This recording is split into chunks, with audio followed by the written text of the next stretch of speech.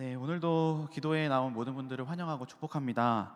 오늘은 확신이 아니라 구함으로라는 제목으로 말씀을 나누겠습니다. 지난주에 이어서 요한복음 9장 두 번째 시간인데요. 지난주 우리는 실로암에서 시작된 일을 봤었죠. 거기에 날 때부터 눈먼 한 사람이 있었습니다. 다 기억하고 계시죠? 이때 예수님이 길을 가다가 걸음을 멈추시고 그를 먼저 보고 그에게 다가가셨습니다. 침을 뱉어 진흙을 만드셨고 그 사람 눈에 바르기도 하셨죠. 그런 뒤 실로암에 가서 씻으라 명령하자 그 사람은 이 이상한 명령에 순종하고 눈이 뜨는 기적을 경험했습니다. 오늘 본문은 그 뒷이야기인데요. 사실 기적으로 끝이 아닙니다. 기적이 이 오늘 요한복음 9장의 본 내용의 시작이라고 할 수 있습니다. 이제 질문으로 말씀을 시작할게요. 여기 계신 분들 중에 신앙을 갖기 전보다 가진 이후에 삶이 조금 더 복잡해진 걸 느낀 경험 있으신 분 계신가요? 처음 예수님을 믿었을 때는 단순하고 명쾌했는데 신앙생활 이력이 쌓여이면 쌓여갈수록 점점 더 아는 것보다 모르는 게 많아집니다. 또 이상하게 마음 안에 명쾌하고 시원함보다는 무거운 깝깝함이 더 늘어만 가고요. 저는 신대원에 다닐 때 이거를 느꼈는데요. 입학 초에는 구약 신약, 신약 신약 이렇게 성경을 쫙 펼쳐놓고 하나씩 하나씩 깊게 알아가는 그 즐거움에 취해 있었습니다. 아, 이게 이런 의미였구나 하는 게 많아서 더 그랬었죠. 그런데 어느 날 평소처럼 성경을 읽는데 뭔가 말씀이 막히는 거예요. 이 본문의 원어는 이런 뜻이겠고 여기에는 이런 신학적 배경이 있겠지 하면서 말씀이 마음으로 와 닿지 않고 머릿속에만 계속 맴도는 그런 경험을 했어요. 또 제가 신학교에 가고 나서 바로 사역을 시작한 게 아니었기 때문에 그냥 청년으로서 주일 설교 말씀을 들을 때도 이 말씀은 이런 신학 관점에서 풀고 있구나. 우리 목사님은 이런 신학 계열에 계시는구나 하는 생각이 머릿속에 계속 맴돌더라고요. 이런 일이 한두 번이 아니었는데요. 문득 이런 생각이 들었습니다. 아니, 내가 지금 예수님을 믿고 있는 건가? 아니면 내 신학을 믿고 있는 건가? 약간 등골이 싸해지는 그 순간이 제게 있었습니다. 이게 다를 수 있다라는 걸, 이 중심이 다를 수 있다라는 걸 처음 깨달았거든요. 사실 그렇죠. 우리가 하나님을 다 믿는다고는 하지만 실은 내가 쌓아온 경험이나 지식이나 아니면 그동안 축적된 내 신앙 스타일을 더 믿을 때가 있지 않나요? 여기 계신 분 중 신앙생활을 좀 했다 하시는 분들은 또 어떠세요? 어느새 내 방식의 예배, 내 방식의 신앙이 생겨 있지는 않으신가요? 예배의 모습, 신앙 언어, 기도 습관, 그리고 내가 만든 하나님까지 말이죠. 이런 게 나쁘다는 것만은 아닙니다. 다만 위험하죠. 왜냐하면 이것들이 단단해지면 단단해질수록 그 밖에서도 일하시는 하나님을 보지 못하게 하거든요. 처음에는 도구였던 것들이 어느새 목적이 되어버리고 그 목적이 어느새 내 눈을 가리는 비닐이 되어버리거든요. 그런데 이게 바로 오늘 함께 읽은 요한복음 9장 속 바리새인들이 가진 문제였어요. 날 때부터 못 보던 사람이 보게 되는 기적이 일어났죠. 분명 이거는 동네의 경사예요. 방방곡곡 소문 내어야 할 뉴스죠. 그런데 바리새인들이 어떻게 하죠? 자신들 신학에 그게 어긋나니까 거부하죠. 오늘 말씀은 이 지점을 우리에게 주목하라고 합니다. 이제 한번 말씀을 볼까요? 본문 13절과 14절이 이렇습니다. 그들이 전에 맹인이었던 사람을 데리고 바리새인들에게 갔더라. 예수께서 진흙을 이겨 눈을 뜨게 하신 날은 안식일이라. 자, 기적이 일어났습니다. 태어날 때부터 못 보던 사람이 보게 됐죠. 그런데 이웃 사람들 행동이 재밌습니다. 잔치를 열기는커녕 이 눈뜬 사람을 바리새인들한테 데려가죠. 왜 갔을까요? 이게 진짜인지 아닌지 검증하려고 간 거예요. 왜냐하면 이날은 아무 일도 해서 안 되는 안식일이었거든요. 이거 좋아해도 되는 거야? 아니야? 하며 고민이 깊었던 것 같습니다. 이미 그런데 여기서부터 뭔가 거꾸로 된 거예요. 정상이 아닌 겁니다. 왜냐하면 하나님이 하신 일을 사람이 검증하려고 한다는 것 그것 자체가 뭔가 뒤집어진 거죠. 이때 바리새인들은 두 가지를 확인합니다. 하나, 태어날 때부터 볼 수 없었던 사람이 눈을 떴다. 둘, 이 일이 안식일에 일어났다. 그런데 이 두 가지 중에 뭐에 집중할까요? 두 번째, 안식일에 일어났다는 거에 바리새인들은 집중합니다. 그래서 16절을 보면 이렇게 말하는데요. 기적을 일으킨 이 사람이 안식일을 지키지 않았으니 이 사람은 하나님께로부터 온 자가 아니다라고 말이죠. 이 논리 자체가 사실 틀린 건 아닙니다. 안식일 규정도 누가 주신 거죠? 모세가 아니라 하나님이 주신 거죠. 그래서 바리새인들은 이걸 평생 지켜왔어요. 다만 문제가 뭔가요? 이 규례를 지키는 그 자체가 목적이 되어버린 나머지 이 규정이 가리키는 분 하나님을 놓쳐버렸죠. 여전히 달을 가리키는 손가락만 보다가 달 그 자체를 보지 않게 된 겁니다. 안식일이 사람을 위해 있지 사람이 안식일을 위해 있지 않다라고 예수님이 이미 말씀도 하셨었죠. 그런데 바리새인들은 여전히 자신들의 신학과 정통을 고수하고 있었습니다. 그런데 이게 꼭 바리새인만의 문제는 아니에요. 성경 속 이야기도 그렇지만 오늘 우리들 안에도 이 모습이 있거든요. 우리도 한번 돌아볼까요? 신앙생활을 하다 보면 꼭 이런 순간들이 있습니다.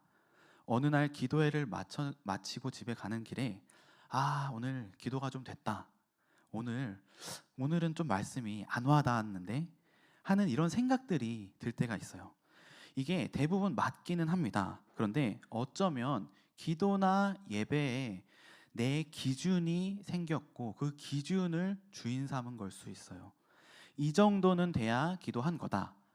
이 정도 마음의 울림이 있어야 예배 잘 드린 거다 하는 생각이 기준이 되어버린 거죠. 그리고 여기에 어긋나게 되면 괜히 찜찜하고요. 물론 이것들이 다 신앙생활을 제대로 잘 해보고자 나온 거이기는 합니다. 그래서 나쁜 것만은 아닙니다. 그렇지만 이 기준들이 앞서 말씀드렸듯 하나님을 만나기 위함이 아니라 내가 만든 신앙의 그 틀을 지키기 위한 거라면 그때는 우리도 어느새 바리새인들과 어깨를 나란히 하고 있는 겁니다. 이런 차원에서 바리새인들이 눈뜬 사람을 신문하는데 이 사람이 이렇게 말합니다. 우리 25절을 함께 읽어볼까요? 9장 25절 함께 읽겠습니다. 시작.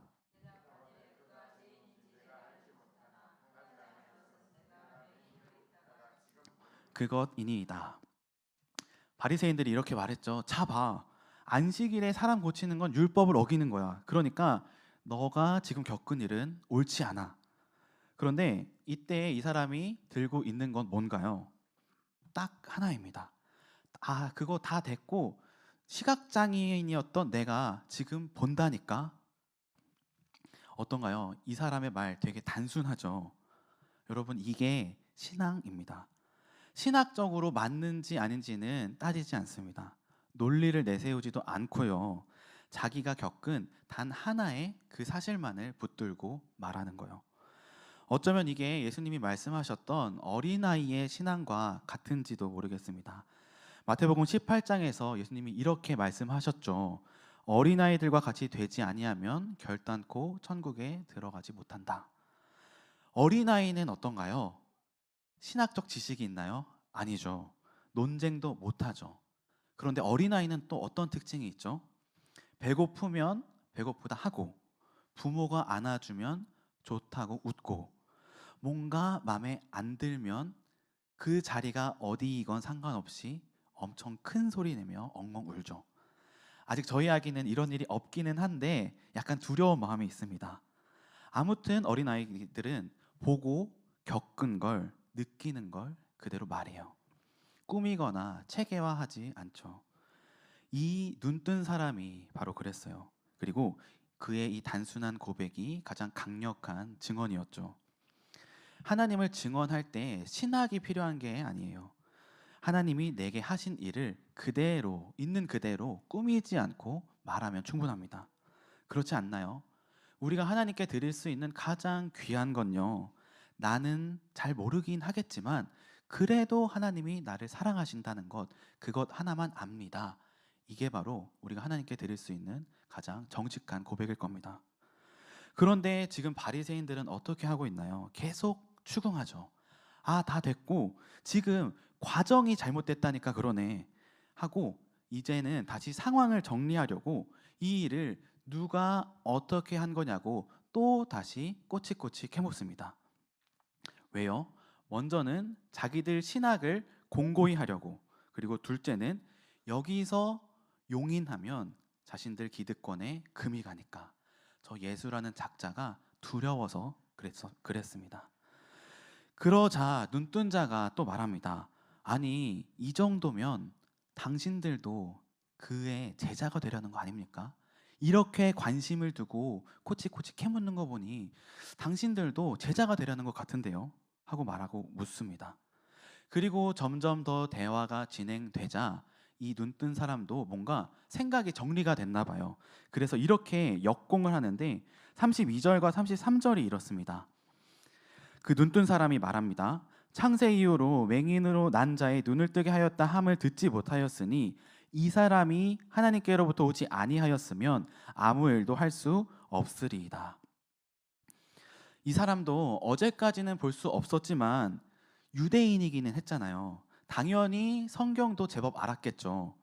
창세 이후로 구약 성경에 눈먼 자가 눈뜬 일이 없었는데 이 기이하고 특별한 일, 유일무이한 이 일을 하나님이 보낸 사람 아니고는 누가 하겠습니까? 라고 반격을 합니다. 여기서 우리가 흥미로운 걸 발견합니다. 뭐냐면 지금 이 상황을 가만히 들여다보면요, 바리새인들이 어떤 이유에서건 고집을 부리고 있잖아요. 그런데 이 눈뜬 사람도 고집을 부리고 있습니다. 이 사람도 지금 한 고집합니다. 내가 경험했다. 자, 봐라. 하고 말이죠. 그래서 오늘 본문의 진짜 초점은 이겁니다. 두 확신이 부딪히는 걸 보라고요. 그리고 충돌할 수밖에 없는 그 자기 확신이 아니라 그것을 넘어서는 그 다음이 필요하다고 오늘 본문은 말합니다.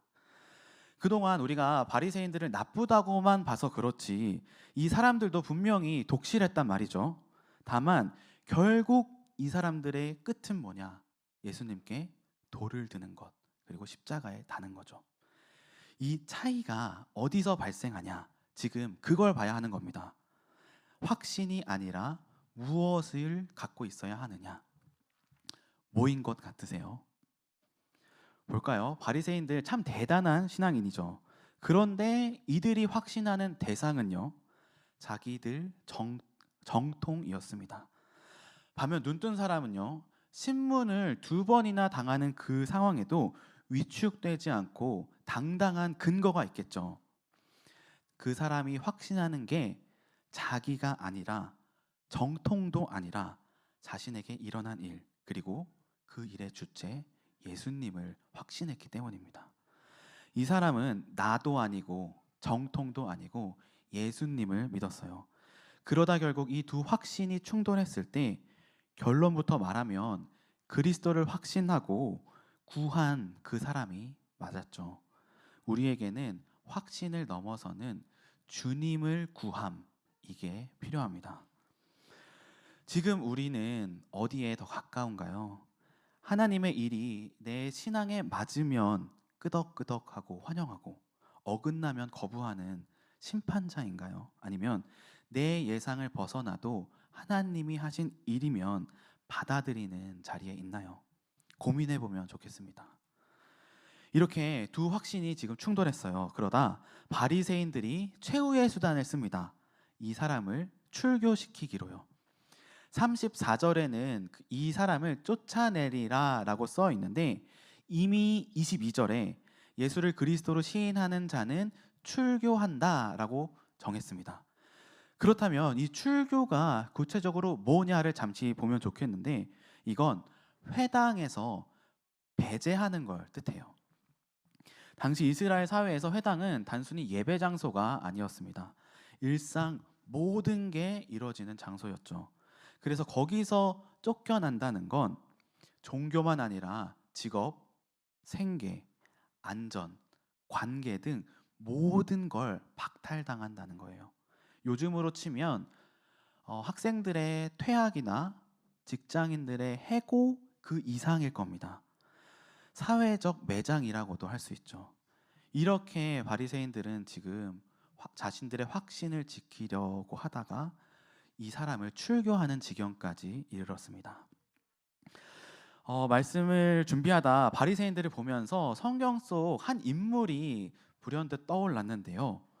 혹시 여러분들 안에도 구약 성경에서 떠오르는 인물이 있으실까요? 저는 열왕기하 5장에 나오는 나아만 장군이 떠올랐습니다. 나아만이 누구죠? 아람 왕국의 군대 장관이죠. 그런데 나병 환자였죠. 이때 나아만은 이스라엘 선지자가 나병을 고칠 수 있다는 소문을 듣고 이스라엘에 갑니다.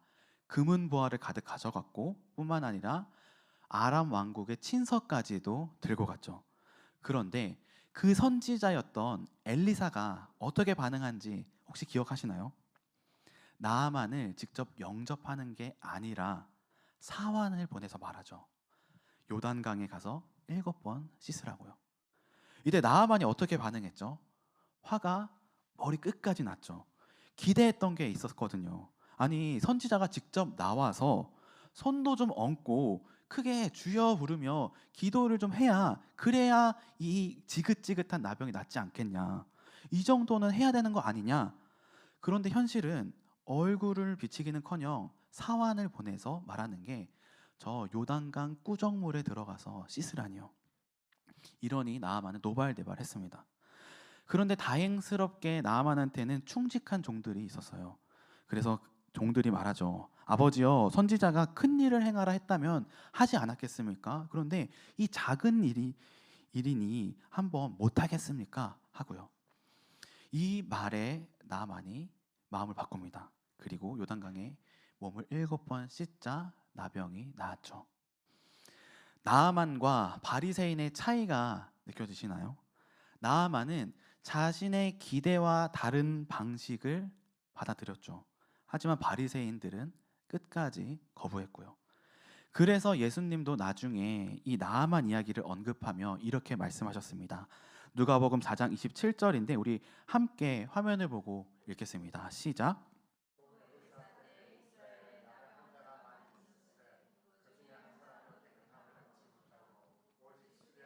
나만 뿐이니라.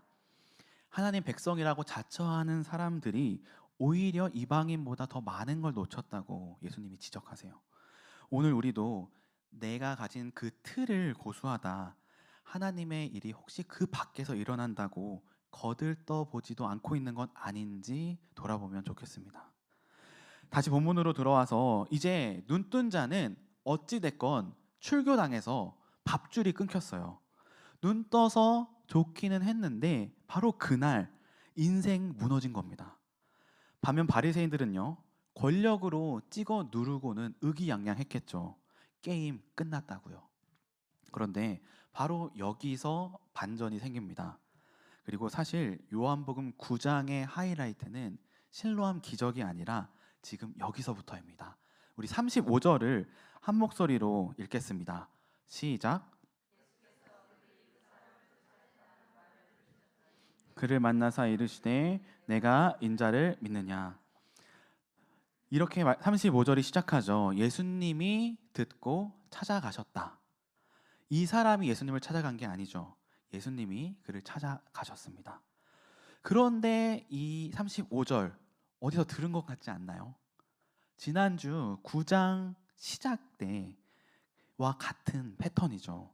예수님이 그때도 이 사람을 먼저 보셨고 예수님이 이 사람을 먼저 찾아가셨죠. 공동체에서 버림받고 홀로 남겨진 그 자리를요. 이게 바로 복음입니다. 우리는 하나님을 찾는 사람들이 아니라 하나님이 찾아오시는 사람들이란 거예요. 하나님의 목적이 우리인 겁니다. 이게 얼마나 진지하냐면 히브리서 13장 12절이 이렇게 말합니다. 예수도 자기 피로써 백성을 거룩하게 하려고 성문 밖에서 고난을 받았느니라. 지금 출교당한 눈뜬 사람이 성문 밖으로 쫓겨났죠. 그런데 예수님이 어디서 고난 받으셨다고요? 성문 밖. 당시 예루살렘에서 성문 밖은 버림받은 자, 형편없는 자들이 또 내쳐지는 곳이었어요. 그런데 예수님도 만왕의 왕이자 하나님의 독생자인 그분도 그 성문 밖에서 십자가에 달리셨죠. 세상이 내쫓은 그 자리에 예수님이 이미 계셨던 거예요. 이게 다가 아니죠. 심지어 예수님은 하나님에게까지 외면을 당하셨거든요. 나의 하나님, 나의 하나님, 어찌하여 나를 버리시나이까 하고 부르짖으실 만큼 예수님은 우주적인 쫓겨남을 당하십니다. 왜요? 이 출교당한 눈뜬 자를 만나시려고요. 그리고 오늘 그 못지않게 초라한 자리에 있는 우리까지 만나시려고요. 이게 요한복음 전체에 나오는 패턴, 특징이기도 합니다. 예수님이 4장에서 사마리아 여인을 먼저 찾아가셨죠. 한낮에 홀로 물길로 나온 그 우물로요. 그리고 5장에서는요. 베데스다 연못에 38년 된 병자를 또 예수님이 찾아가셨죠. 도와주는 사람 없이 홀로 버려진 그 자리를요. 그리고 오늘 본문 속 눈뜬 자도 예수님이 2번이나 찾아가셨고요. 출교당에 홀로 남겨진 그 성문 밖으로요. 우리 삶에도 이런 자리에 있을 때가 있지 않으셨나요? 믿음 때문에 아니면 내가 잘못한 일이 아닌데도 관계가 어색해진 경험이나 가족들이랑 등진 경험이나 친구랑 멀어진 경험 혹은 회사에서 따돌림 당하는 경험 등이요. 심지어 교회 안에서도 이런 성문 밖 경험은 있을 수 있고요. 그런데 출교당한 눈뜬 사람은 인생 종쳤다고 쓰여져 있는 그 성문 밖에서 예수님을 만납니다. 세상 논리로는 다 끝났다고, 패배했다고 그게 맞습니다. 하지만 하나님 논리에서는요, 그 자리가 예수님을 만나는 진짜 성문이 됩니다. 그리고 거기서 예수님이 물으시죠. 35절에 내가 인자를 믿느냐. 이 말은 예수님이 자기 자신을 가리킬 때 자주 쓰신 표현인데 옛날 드라마에서 옛날 왕들이 짐은 이러이러하니라, 짐은 이러이러하니라 할 때 짐과 같은 느낌입니다. 실제 구체적으로는 다니엘 7장에 나온 세상을 심판하는 왕이자 구원자 메시아를 뜻하죠. 이때 눈뜬 사람이 예수님의 질문에 이렇게 답합니다. 그가 누구시오니까 내가 믿고자 하나이다. 여기서 중요한 건 믿는다가 아니에요. 믿고자 하나이다 라고 구한 게 핵심입니다. 솔직한 믿음의 언어요. 나는 믿고 싶어요. 그분이 누군지 알려주세요 라고 구하는 것, 이 구함 자체가 진짜 믿음의 시작이고 눈이 열리는 시작이에요. 이 고백이 바리새인과 눈뜬 자를 가르는 결정적인 차이고요. 확신보다 우리가 더 고수해야 하는 건요, 경험을 넘어서 바로 구하는 겁니다. 하나님은 이런 사람을 찾으십니다. 자기 걸 고수하는 사람, 두 손을 꽉 움켜쥐고 펼치지 않으려는 사람, 그 사람 말고요, 하나님 앞에서 손을 쫙 펼치는 사람, 두 팔 들고 항복하는 그 사람을 하나님은 찾으십니다. 절 좀 불쌍히 여겨주세요. 도무지 모르겠어서 내가 이렇게 구합니다 하는 그 사람을요. 이 고백을 하나님은 절대로 거절하지 않으십니다. 정말입니다. 한번 볼까요? 우리 37절을 함께 읽겠습니다. 37절입니다. 시작. 내가 그를 보았거니와 지금 너와 말하는 자가 그이니라. 예수님이 답하시죠. 내가 말한 그 사람이 나다. 받아주시는 겁니다. 이 사람을요. 그러자 이 사람도 주여 내가 믿나이다 하고 절하는지라 주님을 그 자리에서 경배했습니다. 이 눈뜬 자의 9장 안에서의 변화가 보이시나요? 9장 초반에 이 눈뜬 사람은 예수님을 못 봤었기 때문에 그 사람이라고만 지칭했어요. 그러나 신문 중에는 선지자라고 말했다가 이제는 주, 나의 주인으로 고백하죠. 요한복음 4장의 사마리아 여인도 이런 패턴이었죠. 이게 신앙의 자연스러운 성장입니다. 이러한 성장은 강요라거나 논쟁으로는 만들지 못하죠. 오직 주님과의 진정한 만남에서 비롯돼요. 그리고 어쩌면 내가 지금 있는 자리가 초라할수록 쫓겨난 느낌이 들수록 예수님이 찾아와 만나 주실 가능성이 높은 자리일 수 있습니다. 신앙의 깊은 자리는 내가 안전할 때가 아니라 외롭고 불안할 때 열리거든요. 제게도 비슷한 경험이 있습니다. 저희 아버지가 10년 전에 딱 10년 전에 맥주집을 운영하셨어요. 그때 저도 1년 반을 일했었거든요.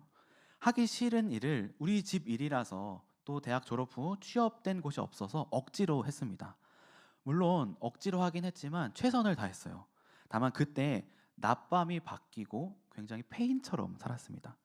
그러다 1년째 페인처럼 살다 보니까 사람들도 안 만나고 그렇게 살다가 더는 안 되겠다 싶어서 제가 한 게 있는데 그게 뭘까요? 줄넘기를 했습니다. 매일 줄넘기를 할 때 매일 일을 마치고 집에 가서 한밤중에 새벽 무렵에 줄넘기를 했어요. 그리고 또 하나 줄넘기를 할 때 동시에 한 게 있는데 그게 뭔가 하면 이어폰으로 설교를 듣는 거였습니다. 웃기지만 이게 실화입니다. 그리고 그때 들었던 설교 한 편에서 아직도 기억나는데 그 설교 한 편에서 이런 날 향한 하나님의 사랑을 제가 깨달았어요. 이런 나도 하나님이 사랑하시는구나 하고요. 거창한 자리가 아니었죠. 피로에 찌들고 부모님에 대한 원망이 가득해서 줄넘기로 그거를 좀 해소해보고자 모자 뒤집어 쓰고 있던 그 자리, 한밤중 가로등 아래라는 그 자리에 주님이 말씀을 통해 저를 찾아오신 겁니다. 이상하게 그 시간에도 사람들이 한두 명씩 거리에 오갔는데 아마 저나 그 사람들이나 서로 무서웠을 것 같아요. 아무튼 그 별거 없는 그 자리에 하나님이 찾아오셨습니다.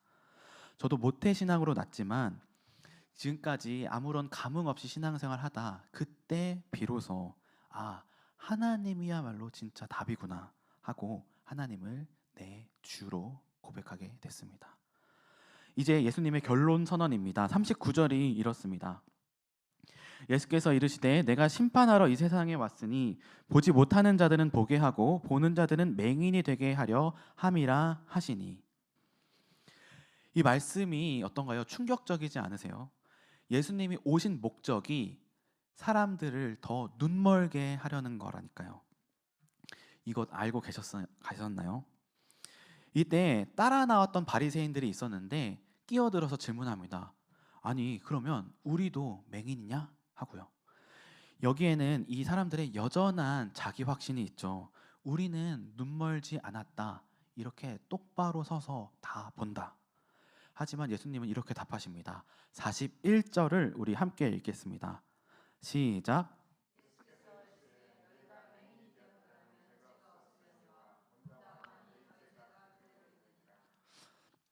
어떤가요? 너무 차갑나요?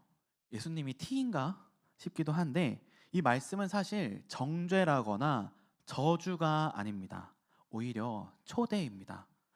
맹인이 되었더라면 죄가 없다. 이 말을 뒤집어 보면 이렇죠. 자신이 눈먼 걸 인정하면 길이 열린다. 바리새인들은 이걸 받아들이지 않았던 겁니다. 그러다 보니 결국 예수님 말씀대로 됐죠. 날 때부터 못 보던 사람은 보게 됐지만 처음부터 잘 본다고 확신했던 사람들은 결국 심판의 대상이 된 겁니다. 그렇다면 이 초대가 오늘은 누구를 향하고 있는지 살펴봐야겠죠. 혹시 9장을 읽어 오시면서 제자들의 질문이 어리석다고 느꼈다거나 군중의 무관심을 답답하다고 느꼈다거나 바리새인들의 완고함에 고개를 가로저었었다면 이 말씀은 그런 우리에게도 향하고 있는 겁니다. 신앙생활을 오래 하고 성경을 많이 알고 바리새인들이 얼마나 잘못됐는지 속속들이 잘 아는 우리죠. 그런데 이 암 자체가 우리를 눈멀게 만들 수 있어요. 누가 눈이 멀었는지를 잘 안다고 생각하는 그 순간이 가장 위험한 순간이에요. 그래서 오늘 말씀의 핵심은 이겁니다. 확신을 버리라는 것도 아니고요. 바른 대상을 확신하는 게 출발이고 그 이유가 더 중요하다. 자기 자신이나 정통이 아니라 그리스도를 확신하고 내가 믿고자 하나이다. 나는 잘 모르겠습니다. 하고 구하는 거요. 그리고 이걸 기억할 때 흥미로운 지점이 생깁니다. 오늘 말씀을 시작하며 드렸던 질문 있는데요. 설교나 기도가 뭔가 좀 아쉽다, 내 기준에 안 맞는다 생각하는 그 찜찜한 그 순간, 이게 사실 내 신앙이 위험하다는 신호가 아니라 기회라는 걸 오늘 말씀을 기억할 때 우리는 알 수 있습니다. 왜냐하면 그때 비로소 나는 본다라는 확신을 내려놓고 나는 모르겠다, 알고 싶다 하고 하나님께 구하게 되니까요. 기도의 자리로 더 나아가게 되니까요. 그리고 어느 날 형식적으로 구하고 있는 것 같다고 느끼는 그때, 내가 뭘 구하고 있는지 모르겠는 것 같은 바로 그때, 아, 내가 본다고 생각했었는데 아니었구나 하고 알게 되는 겁니다.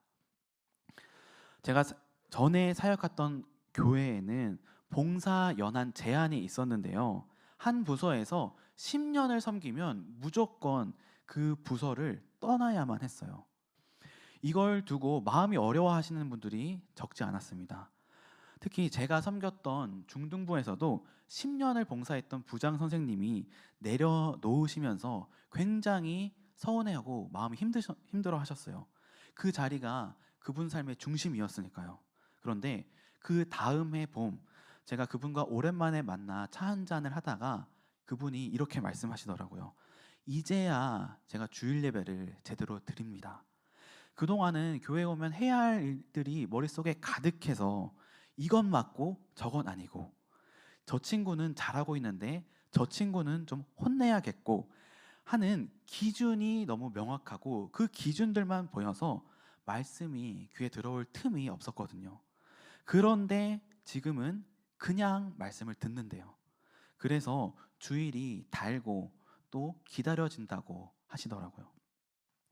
10년 동안 봉사자로 나는 이렇게 해야 한다, 이런 게 바르고 옳은 신앙이다 라고 확신했던 그 자리를 내려놓으니까 그렇게 찾아갔던, 처음엔 가기 싫었던 빈자리에서 비로소 말씀이 들어오기 시작한 거예요. 확신 갖고 섬길 땐 놓치다가 원했든 원치 않았든 밀려난 그 낮은 자리에서 두 손을 펼쳐드는 진정한 예배자가 된 거죠. 이제 말씀을 정리하겠습니다. 바리새인들과 눈뜬 그 사람 둘 다 확신이 있었습니다. 그런데 바리새인들은 자기 자신을 확신했고 눈뜬 그 사람은 그리스도를 확신했습니다. 이때 두 확신이 충돌할 때 차이는 뭐였죠? 바리새인들은 이미 여전히 난 다 안다 선언했고, 눈뜬 그 사람은 내가 믿고자 하나이다 하고 엎드렸고요. 확신의 끝이 선언이냐 구함이냐, 이게 달랐어요. 그리고 이것이 한쪽은 영원히 눈뜬 자가 되고 한쪽은 영원히 눈먼 자로 남는 걸 결정지었고요. 지금 우리는 어디에 서 있나요? 나는 본다고 말하며 내 신앙으로 하나님을 검증하는 그 자리에 계신가요? 아니면 하나님이 하신 일 앞에 서고 여전히 모르겠다고, 보고 싶다고 구하며 두 팔을 벌리고 계신가요? 혹시 이 과정에서 내 자리가 내 소신이나 내 겸손함이나 내 신앙의 진실함이나 관계없이 내쳐지고 밀려나 우울해질 때도 있을 겁니다. 눈뜬 그 사람이 출교당한 것처럼요. 그런데 바로 그때 그 성문 밖 자리에 그리스도께서 나를 찾아오실 겁니다. 모든 걸 이미 다 듣고 아시거든요. 그리고 물으시죠. 이제 나를 믿으라고요. 바로 이때 우리의 신앙이 자랄 겁니다. 진정으로 눈이 열릴 거고요. 내 경험을 붙들지 않고 하나님께 길게도 말 안 합니다. 믿고자 합니다, 주님 하고 기도하게 될 겁니다. 그러니 우리를 지독히도 사랑하셔서 결국엔 찾아오시고 눈을 여시고야만은 예수님을 다시 바라보시기 바랍니다. 그리고 내가 붙들고 고집하는 모든 걸 내려놓고 이제 주님을 믿겠습니다. 어떻게 해야 할까요? 하며 주를 구하십시다.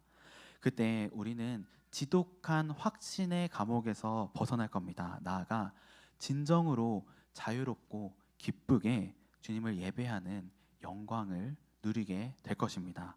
이 은혜가 여기 계신 모든 교우님들께 가득하기를 간절히 축원합니다.